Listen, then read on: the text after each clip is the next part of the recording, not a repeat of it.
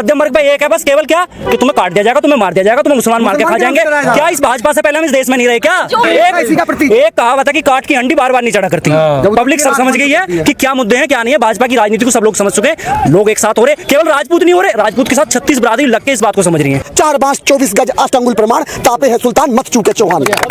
हम पृथ्वी चौहान को भी पूछते हैं, महाराणा प्रताप को पूछते हैं, और ये राम को रहीम से लड़ाने का काम करते हैं। अमित शाह ने 405 का अश्वमेध यज्ञ का घोड़ा छोड़ दिया है, लेकिन ये छत्रियों के बालकों ने पकड़ लिया। ये ना छूटने वाला।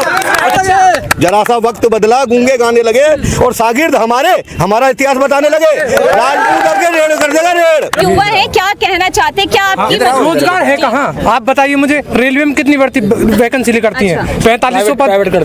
पहले कितनी निकलती थी आप देखो। तो रोजगार है कहाँ? और ये टिकट काट दिए सब रे हमारे, तो फिर हम खिलाफ क्यों ना हूँ बताइए। क्या करते हैं आप? क्या नाम है आपका? मैं पढ़ाई करता हूँ, BA फर्स्ट ईयर में। पढ़ाई कर रहे हो? हाँ जी। तो अच्छी बात है ना। अब तो निवेश से जो है नौकरियों के अवसर निकलेंगे। मोदी जी जो है ग्लोबल हब बना रहे हैं नौकरी। अगर जो कोई भी नौकरी लगूंगा अपने दम पे कर दिया, दम पे लगूंगा, आरक्षण थोड़ी मिलेगा मुझे। लोगों ने मेहनत करी, मुझे आरक्षण थोड़ी मिलेगा। अच्छा, अपने दम पे लगूंगा तो। अरे भर्ती कहाँ दे रहे हैं? अग्निवीर हमारी सबसे प्रिय नौकरी थी, उसे कर दिया। अग्निवीर तो युवाओं के ही हित के लिए लेकर के आए। कहाँ है? 4 साल में कहाँ है?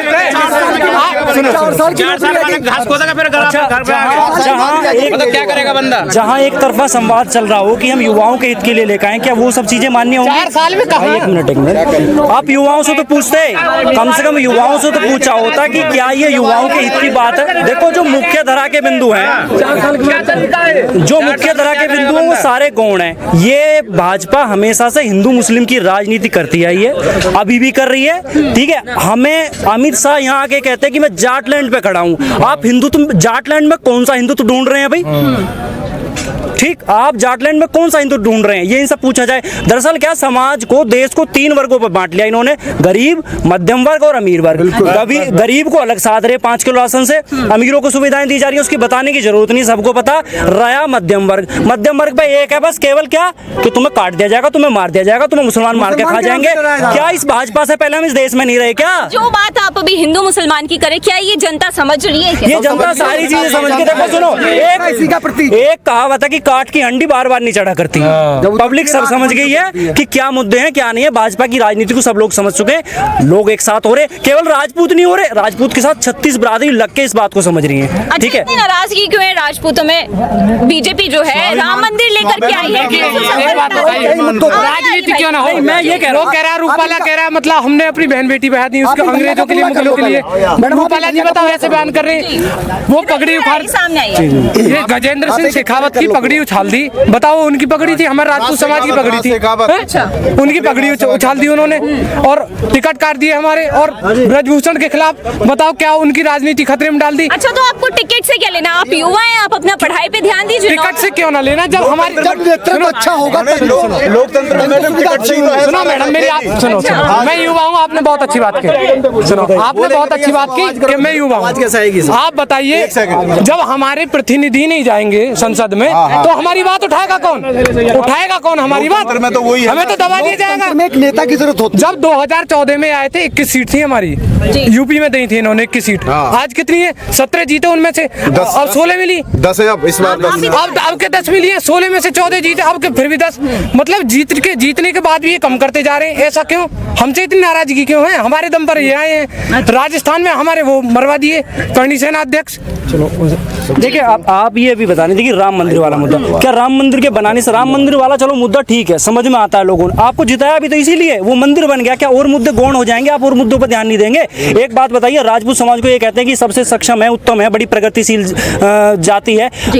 मैं दुनिया भर के लोगों को मैं ये दिखा दूं जो राजपूत समाज के और दिहाड़ी मजदूरी कर रहे हैं, उन्हें क्या आरक्षण की जरूरत नहीं है? बिल्कुल है। आप उनको आगे कितनी मदद कर रहे हैं, क्या ये बताने की कोशिश की जाएगी कभी? लेकिन बस एक ही मुद्दा, हिंदू मुस्लिम और राम मंदिर। मैडम अभी आपने कहा रोजगार का उदाहरण मैं ये दूंगा आपको। आप इस बात को एक उदाहरण से लो जरा। यदि 5000 रेलवे में वैकेंसी निकली और फार्म भरा गया 2 करोड़, उत्तर प्रदेश की आबादी कितनी है? 25 करोड़। अगर 2 करोड़ युवाओं ने फार्म भरा और 200 रुपए एक फार्म की फीस है, तो जरा आप 2 करोड़ में 250 की गुणा करना, कम से कम 15 करोड़ का इन्होंने बिजनेस कर लिया और पता लगा 6 महीने बाद परीक्षा निरस्त हो गई। आप मुझे बताएं। और जहां तक बात छत्रियों की है, गीदड़ नहीं है जो छिप कर वार करें, क्षत्रिय है शेर को भी जगा कर शिकार करें। ये जो क्षत्रिय समाज है ये कोई बरादरी नहीं है, 36 कौम इसके साथ चलती हैं। और ये भी मत भूलो, अभी आपने पूछा था कि ऐसा क्या रोष है कि जनता में इतना गुस्सा है। राष्ट्रीय हित के लिए आप क्षत्रियों को सिखाओगे? 1982 में पार्टी बनी है और क्षत्रियों का इतिहास 10,000 साल पुराना है। आप मुझे बताएं, यदि आप 1982 में अटल बिहारी वाजपेयी की सरकार थी, 3 बार प्रधानमंत्री बने, 2014 में जब नरेंद्र मोदी के नेतृत्व में सरकार आई तो सबसे बड़ा जो वोट परसेंटेज था वो क्षत्रियों था, लगभग 30%। आज हमें किनारे कर दिया गया क्योंकि इन्हें अच्छी तरह पता है ये नस्ल वो है, अगर ये उबाला मारगी दोबारा अपने राजघराने पालेगी।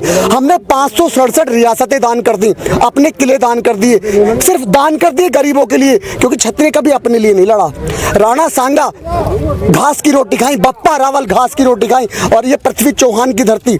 जब मोहम्मद गौरी जैसे यहाँ पर आए और विदेशी आक्रमणकर्ताओं ने हमारे देश पर कब्जा किया तो चंद्रबरदाई के एक शेर पर ही उसकी आंख में तीर मार दिया था। 4 बांस 24 गज अष्टंगुल प्रमाण, तापे है सुल्तान मत चूके चौहान। हम पृथ्वी चौहान को भी पूछते हैं, महाराणा प्रताप को पूछते हैं, और ये राम को रहीम से लड़ाने का काम करते हैं। एक गांव में मुसलमान और हिंदू एक साथ प्यार से रहता है, लेकिन वोट के चक्कर में ये रूपाला जैसे गुंडे कुछ भी कह जाते हैं। क्या ये हमारी अस्मिता पर वार नहीं है? यदि कोई हमारी माँ बहन को ऐसे कहता है तो धिक्कार है, हमें ऐसे समाज का बहिष्कार करना होगा। चलिए बहुत बहुत धन्यवाद। दूसरे चरण का चुनाव जो है 26 अप्रैल को होना है, पहले चरण का मतदान हो चुका है। क्या लगता है 8 सीटों पर इस बार क्या खेला हो पाएगा? देखो, इसमें भाजपा के मतलब खिलाफ में ही है लोग बाग ज्यादा, क्योंकि राजपूत लड़ा स्वाभिमान के लिए। राजपूत वो समाज है जो बाबा साहब को गायकवाड़ जो राजा थे वहाँ के, क्या नाम है, बड़ौदा के नरेश, ब्रिटिश टाइम पे उनको विदेश लंदन में बैरिस्टर बनाने के लिए भेजा था। तो क्षत्रिय समाज ने सदा गरीब की रक्षा ही किया है, लेकिन आज सबसे ज्यादा शोषण टारगेट सब राजपूत ही हो रहे हैं सबसे ज्यादा। कहीं भी मतलब 2014 में अच्छा, आपको ऐसा क्यों लग रहा है कि सबसे ज्यादा शोषित राजपूत हो रहे हैं या टारगेट किया जा रहा है? देखो, रूपाला भी वो देखो, वो राजपूतों में बोलते हैं, कोई बोलते हैं कि अपनी बहन बेटी ब्याही अंग्रेजों के लिए। ये कहाँ से मतलब लाते हैं खोज करके? ये स्वाभिमान के लिए तो आदमी मरता ही है। राणा सांगा ने, महाराणा प्रताप स्वाभिमान के लिए तो घास की रोटी खाई थी, नहीं तो वो भी अकबर की शरण में चले जाते तो उनको क्या पूरा राज आधा हिंदुस्तान मिल जाता उनको तो। मैडम ठीक है जी, तो हम तो स्वाभिमान के लिए लड़ते आए सदा से, और आज भी लड़ रहे हैं और लड़ते रहेंगे। हम पे बचा क्या है? बस राज चले गए, सारा सीलिंग लगा के जमीन भी चलेगी, बचा क्या है राजपूतों पर? बस स्वाभिमान बचा और इस पर भी अटैक हो रहा है, तो इस चीज के लिए हम लड़ रहे हैं। बस आखिरी सवाल, क्या लगता है 400 पार बीजेपी कर पाएगी? ये तो असंभव है। कारण ये है कि जब छत्तीस, मैं बताता हूँ, अमित शाह ने 400 पार का असम में एक का घोड़ा छोड़ दिया है। अच्छा। लेकिन ये क्षत्रियों के बालकों ने पकड़ लिया, ये ना छूटने वाला। अच्छा सुनिए,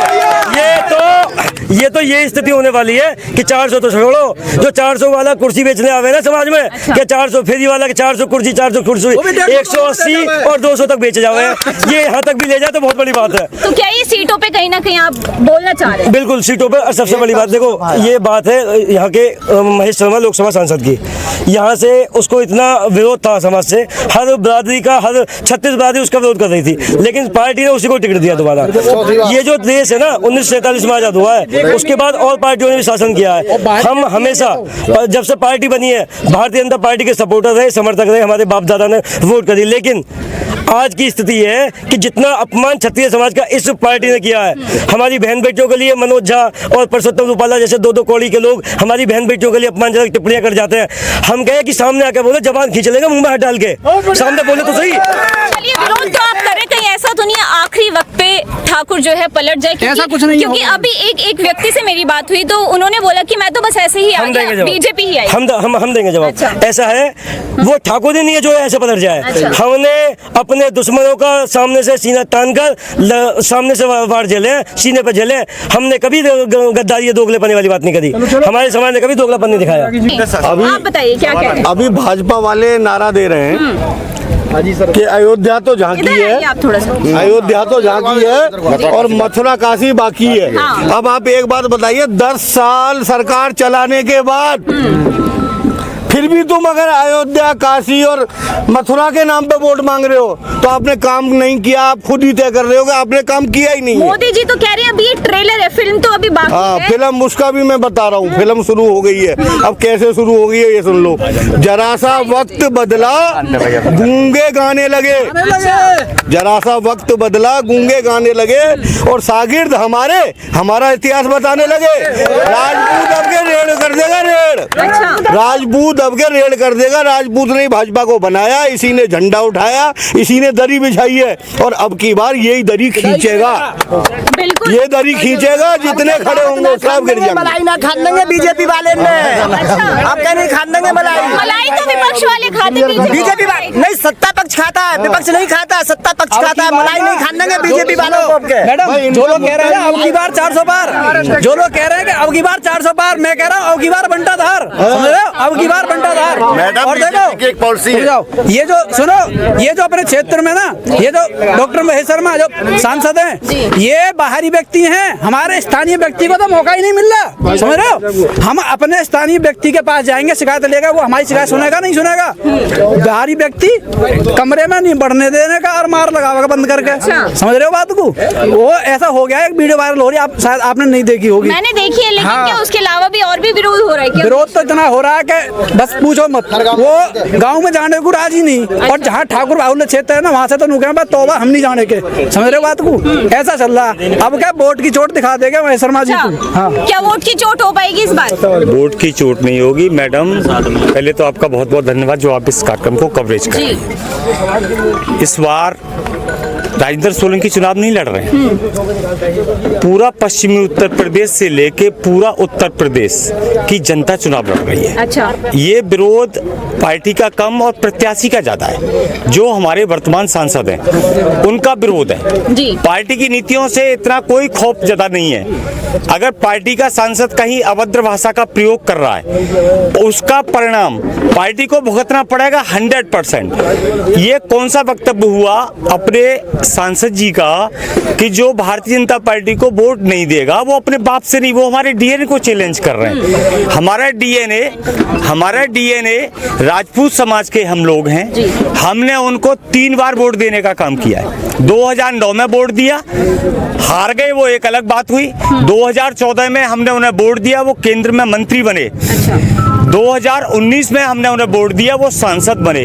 उनकी अपनी कार्यशैली गंदी रही होगी। वो कहते थे कि मेरे पास 5 डिपार्टमेंट, इतने गांव, इतने माजरे, मेरे पास आने का समय नहीं है। मोदी जी ने कहा ठीक है सांसद रह के करो सेवा।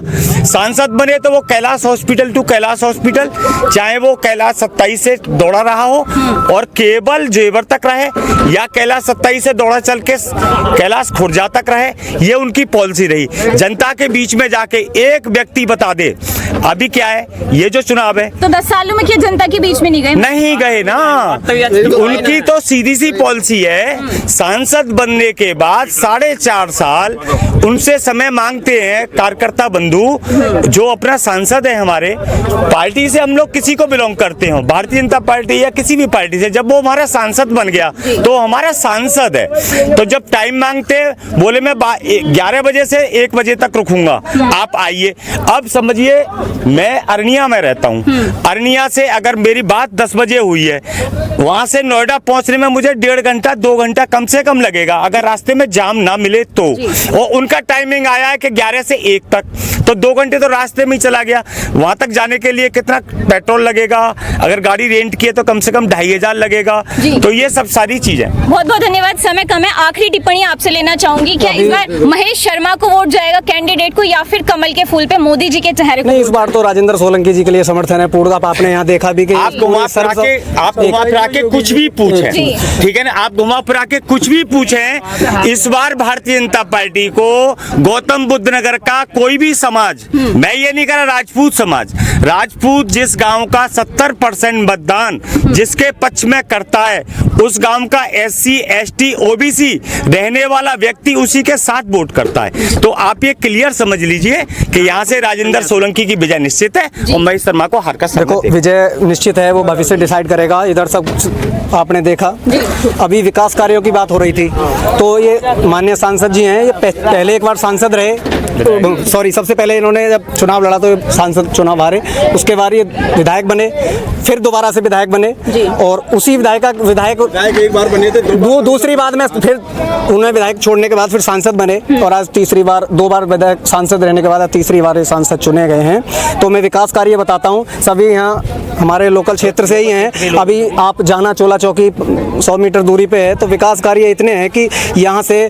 लड़की कॉलेज जाने वाली लड़की लड़के कम से कम 400 बच्चे कॉलेज जाते हैं। बुलंदशहर झाझर बुलंदशहर पास में ही है, तो सभी जाते हैं। तो वहाँ पे आज तक एक बस स्टैंड नहीं बना है, पानी पीने की व्यवस्था नहीं है, एक वहाँ पे एक लाइट नहीं लगी हुई है। अगर रात में निकल रहे हैं तो क्या लाइट नहीं होनी चाहिए? ये चौराया बुलंदशहर से लेकर जेबर तक सबसे बड़ा चौराया हमारे क्षेत्र का, यहाँ पे कोई व्यवस्था नहीं है। मैं एक एक चौराहे को गिनवा सकता हूँ, चाहे वो चांगोली हो, ककोड़ हो, झाझर हो, और अभी ये सारे काम हैं। और पिछले 10 साल में लगातार कैलाश हॉस्पिटल बन रहे हैं। 70 लाख की आबादी जिला बुलंदशहर और गौतम बुद्ध नगर की बनती है, तो क्या एक एम्स नहीं होना चाहिए था? होना चाहिए था, नहीं होना चाहिए था? और एम्स होता तो फिर कैलाश कैसे चले गए? बड़ी दिक्कत है ये। अभी मैंने एक बार ऐसे ही सवाल कर लिया था नेताजी से, तो एक मिनट, जो मैंने एक बार सवाल कर लिया एजुकेशन के बारे में, तो मुझे ये कॉलेज बता दिया कि यहाँ इसके स्कूल बना है। तो मैं पूछना चाहता हूँ, यहाँ सभी हमारे गाँव के ही खड़े हैं, सब पास के ही, कितने बच्चे पढ़ रहे हैं हमारे गाँव के? क्या फायदा है हमें? क्या फायदा है? हमने जमीन दे दी, हमने क्या फायदा है? हमारा नहीं हो रहा। अभी सबने बताया कि क्षत्रिय ऐसे, क्षत्रिय ऐसे, क्षत्रिय ऐसे। देखो क्षत्रियों की खासियत ये है, जो क्षत्रियों का गांव होगा उसमें अन्य समाज भी आपके साथ होगी, ऐसा अन्य किसी समाज में नहीं होता है। क्यों? क्योंकि क्षत्रिय सभी को साथ लेके चलता है। यहाँ मौका अगर राजेंद्र सोलंकी जी को मिला है तो अब मौका उनको मिला है, तो मौका हमें ये भी मिला है कि उनको अपने साथ लेके चलने का है। जो लड़ाने का निरंतर काम है, तो वो सारी चीजें हटा के अब उनका साथ है। तो यहाँ चलिए बहुत बहुत धन्यवाद। जैसे कि अभी दूसरे चरण में 26 अप्रैल को मतदान होना है, लेकिन बाकी जो रिजल्ट आएगा वो 4 जून को पता चल जाएगा कि इस बार यहाँ से सांसद महेश शर्मा चुन करके आएंगे या फिर सोलंकी जी आने वाले हैं। लेकिन तब तक के लिए इंतजार करना होगा और आप देखते रहिए वॉइस आई इंडिया।